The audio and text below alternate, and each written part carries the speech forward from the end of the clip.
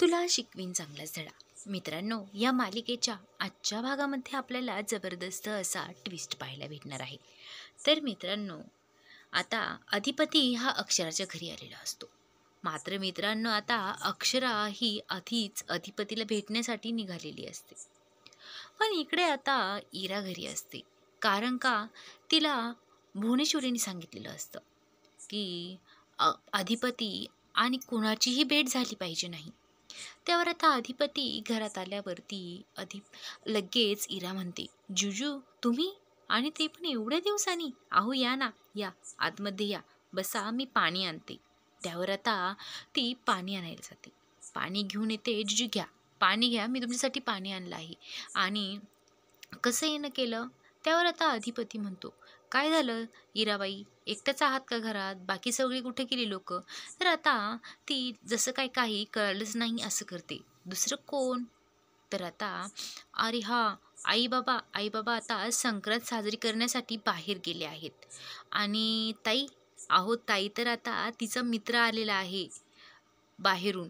आणि हो, एवढ्या दिवसाने तो बाहेर देशातून आला आहे ना, तर भेटण्यासाठी त्याला गेली आहे.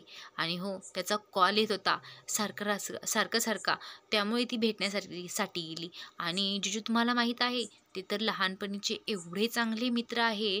अहो, ते डब्बाही एकत्र खायचे आणि दोघांना एकमेकांशिवाय अजिबात होत नव्हतं. खेळणं, बसणं, उठणं हे सगळं एकत्र असायचं त्यांचं. आणि आता बघा ना, किती फोन करत होता. जेव्हापासून ताई आली ना, रोज ते दोघं जण एकमेकांबरोबर बोलत होते.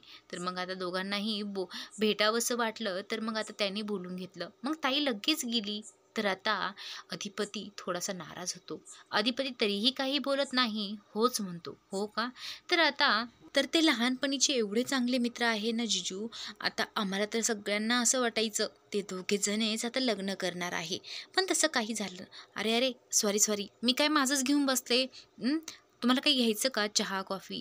तर आता इराबाई सांगा ना, काही नाही, आम्हाला काही वाटणार नाही, सांगा. तर आता अधिपतीलाही असं वाटू लागतं की जाणून घ्यावं. आणि खरंच थोडंसं मनामध्ये वाईटही वाटू लागतं. कारण इरा हे सांगते हे खरंच असेल का? अक्षराने माझ्याशी मनापासून लग्न नाही केलं, बळजबरीने केलं आहे, असं काही वाटत असेल का? तर आता अधिपतीला तर माहीतच असतं की आपल्या अक्षराच्या आणि माझ्या लग्नामध्ये इराबाईने किती कट रचले होते, किती कारस्थान केले होते. तरीही अधिपती तिच्यावर थोडा अविश्वास ठेवू लागतो. आणि तुम्हाला तर माहितीच आहे, तो बजा, तो पण किती त्रास देत होता. त्यावर आता अधिपतीलाही आठवू लागतं, हो, जेव्हा बजाने त्रास दिला तेव्हा मीच वाचवायला जात होतो. इकडे आता इरा लगेच म्हणू लागतो, आणि ताईला तुमच्याबरोबरही लग्न करायचं नव्हतं, ते तर आता जबरदस्तीने केलं. आणि हो, ती कधीही भुवनेश्वरी मॅडमला चांगलं म्हणली नाही. कारण आता ती सासू होती म्हणून ती गप्प राहिली. कधी तिने सासूचा अधिकारही दिला नाही. आणि हो, बळजबरीने तिथे राहिली. का? कारण आता लग्न झालं आणि तिला परतही येता येत नव्हतं, कारण लोक नावं ठेवतील म्हणून ती जबरदस्तीने तिथे राहिली. आता अधिपती हा शांत असा ऐकून घेत असतो. त्याला फार वाईट वाटत असतं की खरंच अक्षराने माझ्याबरोबर जबरदस्तीने लग्न केलं. आता त्यांना खरंच माझ्याबरोबर यायचं नाही का? पण आता इरा ही एकाचं दोन हे अधिपतीला सांगत असते, पण अधिपती काही समजून घेत नाही. इकडे तर आता चारोहास आणि आजी हे मंदिरामध्ये निघालेले असतात, कारण संक्रांतीसाठी मंदिरामध्ये गेलेले असतात. पण इकडे भुवनेश्वरी आणि दुर्गी हे दोघीजणी घरामध्ये असतात.